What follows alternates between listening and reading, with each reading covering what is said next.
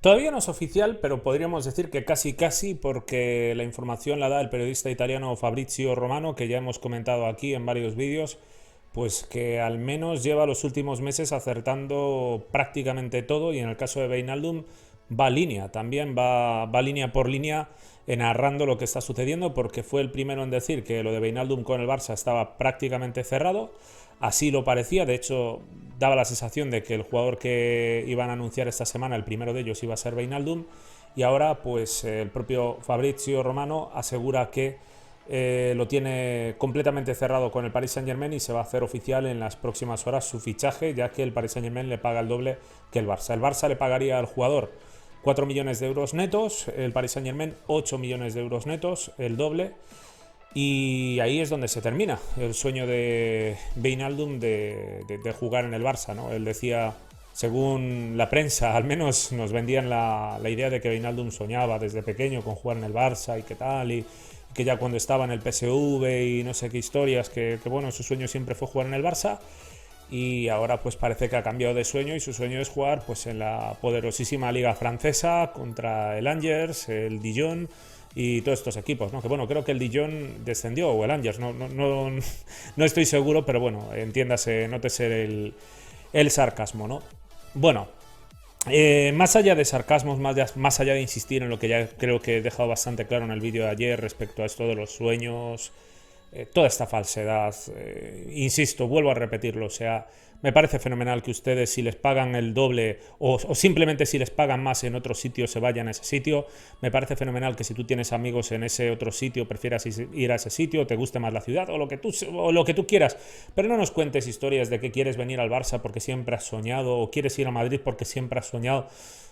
Dejen de mentir a la gente, hombre. Dejen de mentir a la gente, dejen de hacer daño a los clubes, dejen de actuar de forma tan hipócrita y tan cínica, por favor.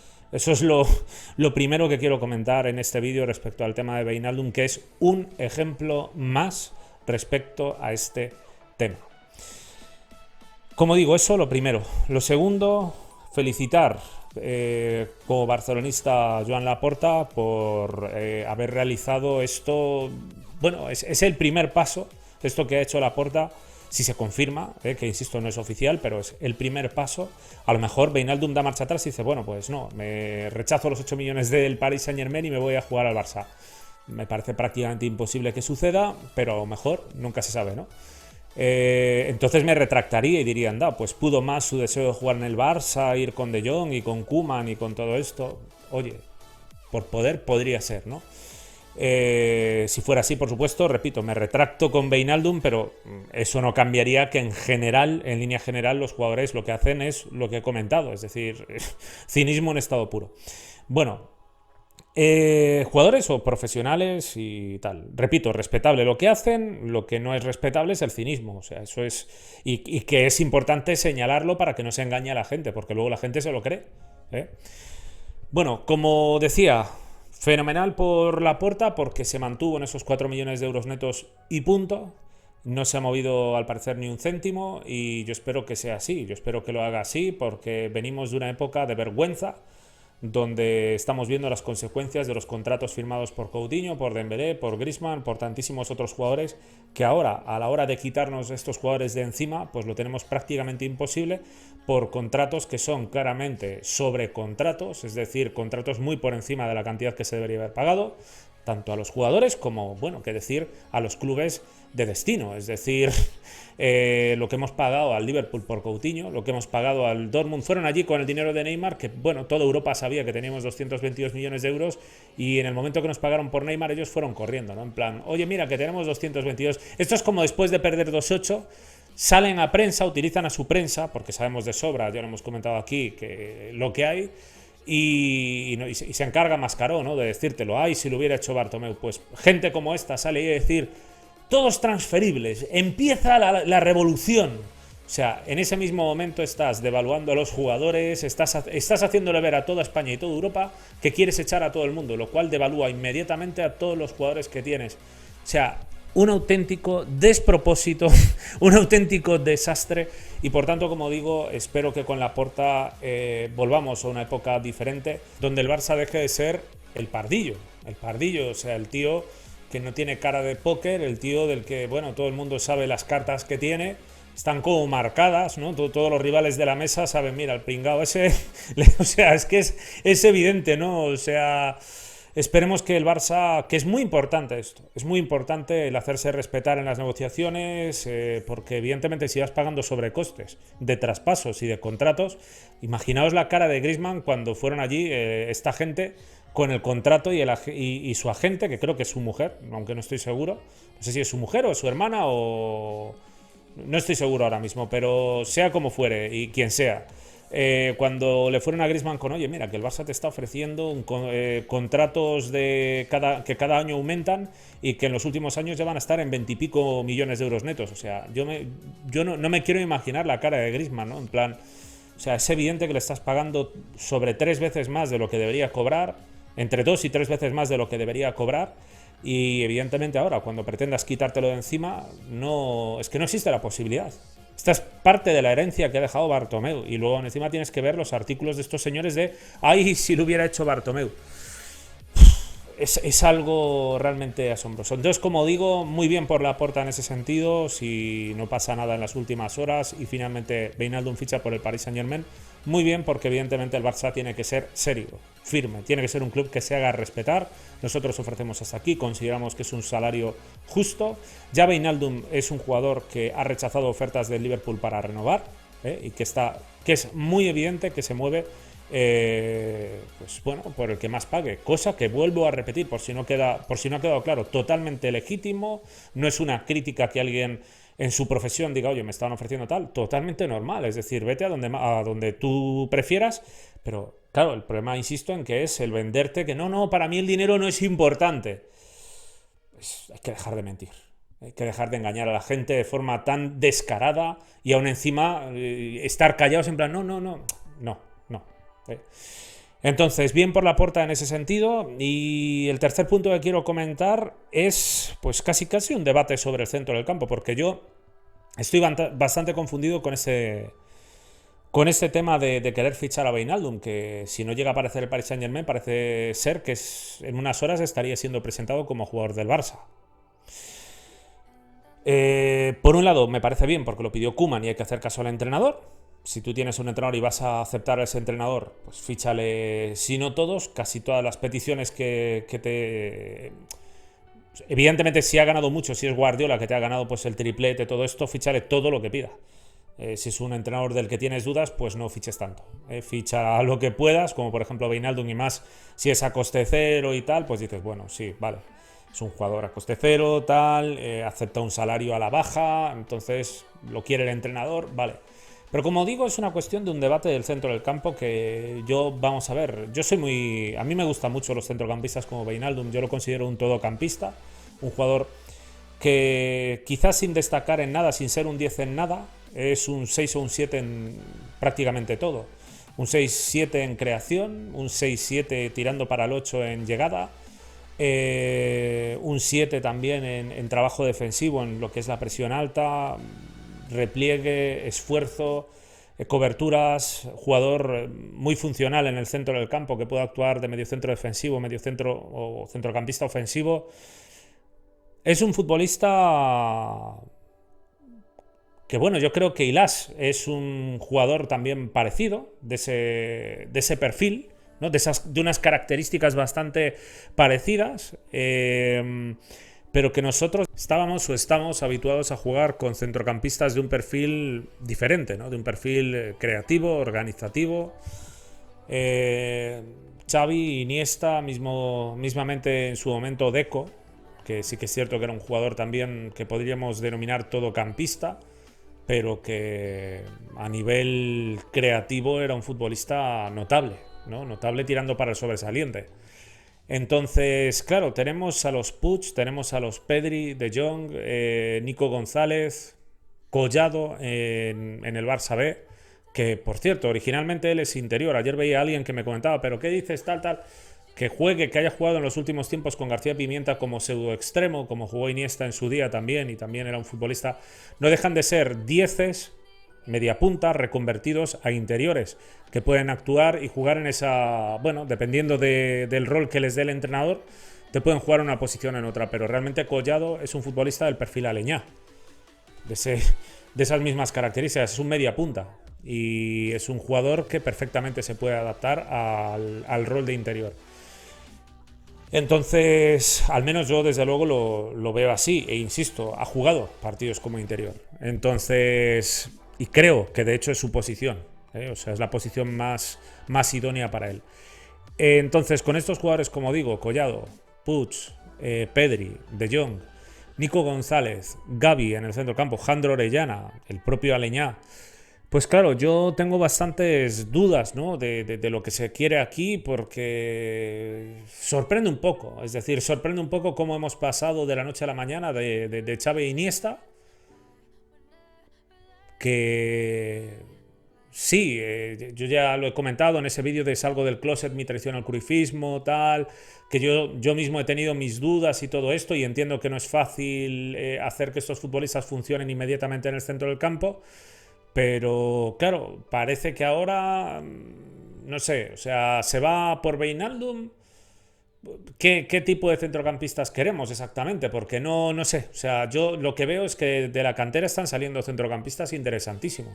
Sí que es cierto que son muy jóvenes, muy jóvenes, o sea, Pedri, que no podemos considerarlo canterano, pues tiene 18 años, Ilas tiene 18, Puig tiene 21, Collado también. Aleñá creo que son 21-22, aunque parece que se va a ir al Getafe, parece. Luego, ¿qué decir? Pues Nico González creo que son 19, si no me equivoco. Jandro Orellana también tiene que estar en esa edad. Gavi son 16 los que tiene, y 16, 17 no sé si los habrá cumplido ya. Y por tanto son muy jóvenes, entiendo que son muy jóvenes y que tampoco vas a llenar el futbolista o sea, el equipo y el centro del campo solamente de futbolistas tan jóvenes y de un mismo perfil, ¿no? Organizativo. Que bueno, llenarlos de un mismo perfil, ¿por qué no? O sea, si en su época fuimos capaces de hacer funcionar a unos Xavi y Iniesta que hacían dudar a muchos, entre los que me incluyo, pues evidentemente lo suyo sería trabajar para hacer que vuelvan a funcionar y sacar el máximo rendimiento a estos jugadores. Pero yo creo que precisamente ahí está el punto de... Aquí se habla mucho del estilo y del modelo y del esquema y todo esto, que del esquema... a ver si mañana hago un vídeo sobre el tema este de si el 3-5-2 o el 4-2-3, que si el 3-5-2 no es cruyffismo y cosas de estas, pues... o que es defensivo, todas estas historias. Pero se habla mucho de este tipo de cosas, pero se habla poco realmente de esto, del tipo de perfil de centrocampistas por el que queremos apostar. Porque aquí te empiezan un día a programar, que es lo que hacen, a base de gritar y en medios de máximo alcance empezar a vociferar en la derrota, por supuesto, que es donde todo el mundo compra el mensaje. La casta, el Barça necesita casta, basta de blandengues, Ricky, no, basta de blandengues, hombre. O sea, el centro del campo con el que ganó el Barça y con el que ganó... Bueno, España no, porque jugó con Busquets, Xavi Alonso y Xavi. Pero ese tipo de futbolistas, ese tipo de fútbol, o sea, se ha hecho con ese tipo de futbolistas. Precisamente cuando aquí hablábamos de hay que apostar por Xavi, es que, e insistimos en la necesidad de apostar por Xavi, es porque Xavi es ese tipo de jugador y es ese tipo de futbolista que ha vivido toda su carrera examinando el fútbol dentro del campo con esa visión de futbolista de esas características. Y con esto lo que quiero decir es que difícilmente vas a encontrar a un entrenador que entienda a jugadores como Puig, a jugadores como Pedri y a jugadores como Artur y a jugadores de esas características como lo entendía Xavi. De Artur ya comentamos aquí, que se vaya del Barça. Artur es un futbolista con características para funcionar en un equipo como el Barça. Si lo sacas de ahí, complicado. Luego por encima tiene el tema este de la fiesta y todo este tipo de cosas que, bueno, evidentemente no le ayuda, sino que le perjudica. Como da la sensación de que le ha perjudicado y tal. Y ahora con Allegri, pues dudo mucho que vaya a poder crecer en la Juventus y a saber pues dónde terminará. Pero desde luego Artur, por las características que tenía, como Puig, como todos estos futbolistas, Collado es muy buen jugador para el centro del campo. Jandro Orellana también es un jugador interesantísimo. Gavi, reconozco que en lo que lo vi realmente me genera mucha ilusión. Nico González, Nico González ya digo, es más perfil pivote interior, tipo Busquets de Jong, una especie de híbrido ahí, ¿no? Cuando tienes estos jugadores necesitas un entrenador que crea en ellos. Y para mí estamos en un momento decisivo en el debate del Barça es ahora mismo, entre otros muchos importantes que hay. Pero es porque yo pienso, ¿y cómo es que iban a fichar a Wijnaldum? Sabiendo que vas a darle un montón de minutos. Repito, me gusta el jugador, me parece un buen jugador. No digo que sea un paquete, a diferencia de lo que dicen algunos. No, ¿cómo ficharse paquete? No, paquete, desde luego a mí no me parece. Parece un muy buen jugador. Desde luego ficharlo libre me parece muy bien. Sí que es cierto que tiene 30 años y tal, pero es un buen jugador. Yo lo que pude ver de él, que lo conozco desde tiempos del PSV. En el Newcastle ya se le vio jugar muy bien. En el Liverpool, qué decir. Y es un futbolista pues completo. Quizás no brille como los jugones, por decirlo de alguna manera, pero es un futbolista completo. Que si llegara al Barça yo creo que lo podría hacer bien, que podría dar un buen rendimiento. Pero, insisto, no es el perfil de jugador que nosotros se supone que queremos desarrollar en el centro del campo. Cuando tienes un entrenador que te está pidiendo ese tipo de perfiles, yo me pregunto un poco, no sé, es que a mí es todo un poco una contradicción lo que hay en el Barça, porque el cruyffismo al final se pone la etiqueta de cruyffismo y dices, pero aquí ¿qué es al final el cruyffismo?